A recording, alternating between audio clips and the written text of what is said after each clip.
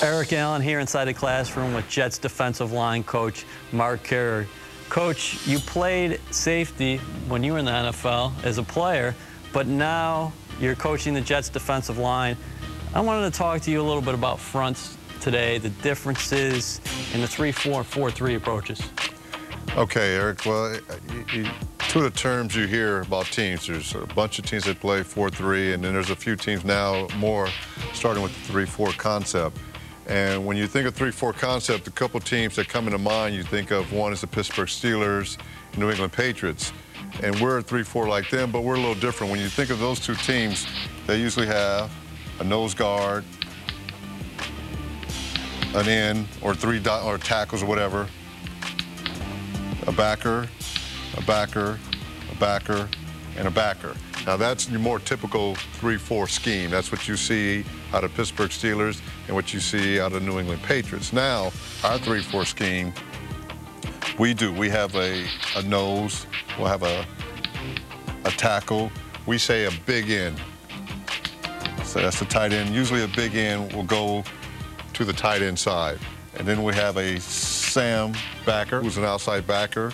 We have an inside backer, another inside backer, and we're a little bit different. People call us our hybrid.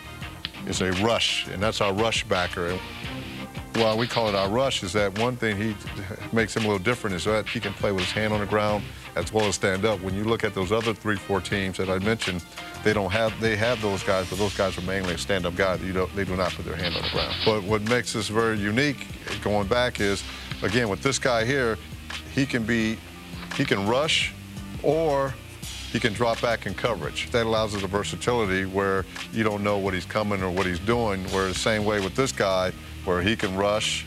The difference in this one is he can also say he has to cover the tight end or drop back in zone coverage. The beauty of what makes us so unique is that in the middle of a play, if these guys was a shift or something, he can become Sam backer. Say this tight end got up and moved across to the formation. Now he becomes the rush, and they can do each other's job. So fans might see on game day that tight end motion, and you guys are signaling to each other, and you guys not moving because you're asking your players to be versatile. Yeah, that makes us very unique because teams know if you play one guy who's always your Sam backer, then they know they can put you in certain situations knowing where that guy's going to be. Where with our flexibility, it gives us an advantage where you can move that guy, and one of those two guys can either play Sam or the rush backer, and we won't miss a beat.